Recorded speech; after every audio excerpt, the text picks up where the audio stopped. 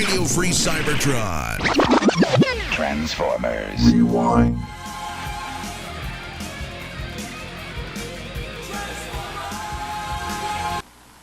This week on Transformers Rewind, it's the fish test. I'm taking the online fish personality test. Fish personality? Excuse me, but isn't that a contradiction in terms? What? You don't know anything, Frog Boy. This test will help me identify my inner fish. There it is. Jellyfish? This test is saying that I'm a jellyfish? Wild toads eat those. In fact, they're delicious with soy sauce.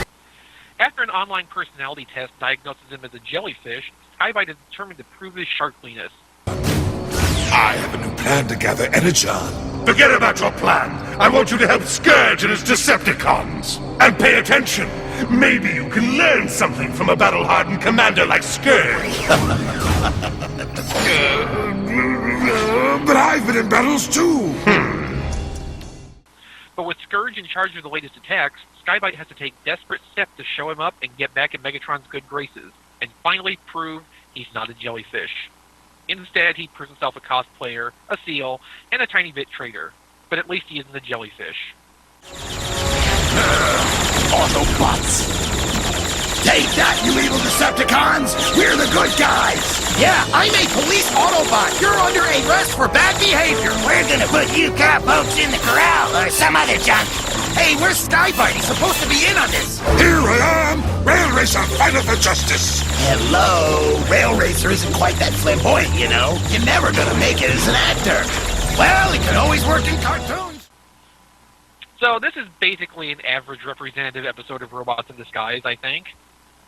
Probably why I haven't watched.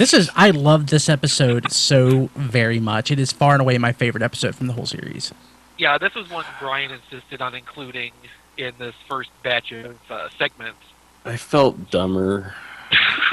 You know, it's funny. After Your opinion of the show must not have changed over the years. I think most people see more nuance in the show and, you know, value out of it than they saw when it first aired.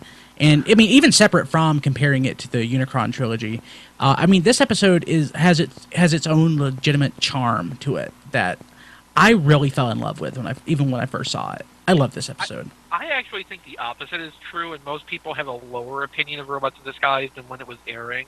Because I remember the opinion of it at the time was actually pretty positive. Yeah. And it had a good dub script. The voice acting was amusing.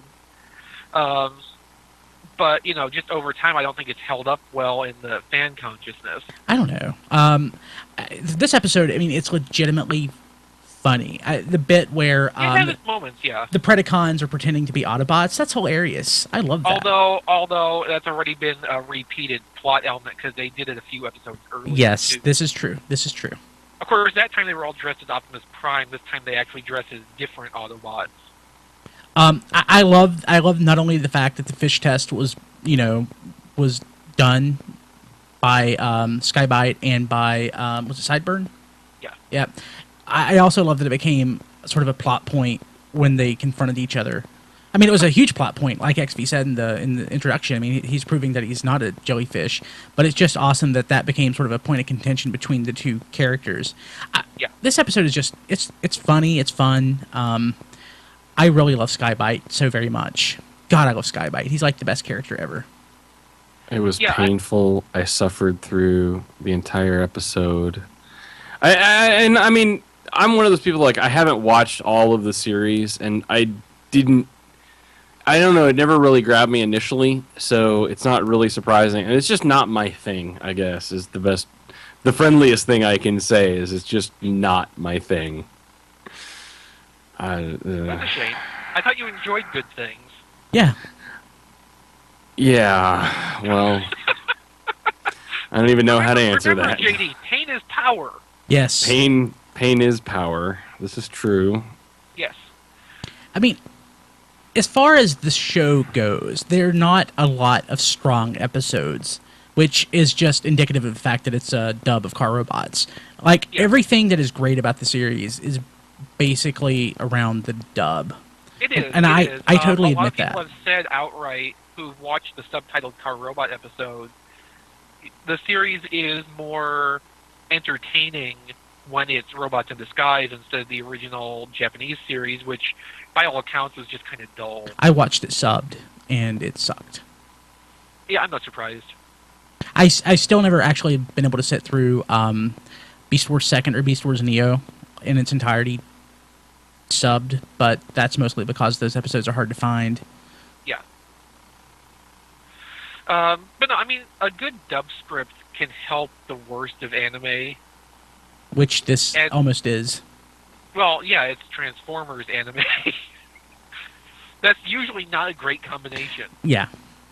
But no, I mean, this episode was a good pick just because it went from one joke to the next to the next to the next, and it just kept on it, and it was actually paced out pretty well. The episode went on longer than it felt like the story really was going for. Mm-hmm. Like, just the straight story itself could have been about 10 minutes, but they got out to the full 22, and it just kind of worked. You're forgetting that, wow, this has been a while already.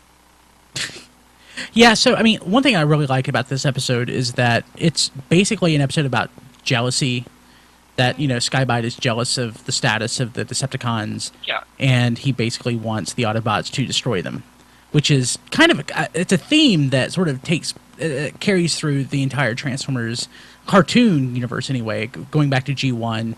Basically, he's the Starscream character of the show in that sense, but he's way better. Yeah. No, I mean, it's great that you get these episodes every once in a while that focus on the internal conflict among the bad guy camp, and it just happens that Skybite was the central focus of that theme. Like you said before, everybody loves Skybite. Skybite even has branched out, thanks to the fan club fiction, into their Neo G1 universe. Yeah. I have it. Love it. That's great. But, you know, I mean, there's a reason everybody loves Skybite, and nobody remembers the Japanese version, who was not as hilariously interesting. Yeah. No one loves Transmetal 2 Cyber Shark either. Well, no, the Deco's not half as good. No.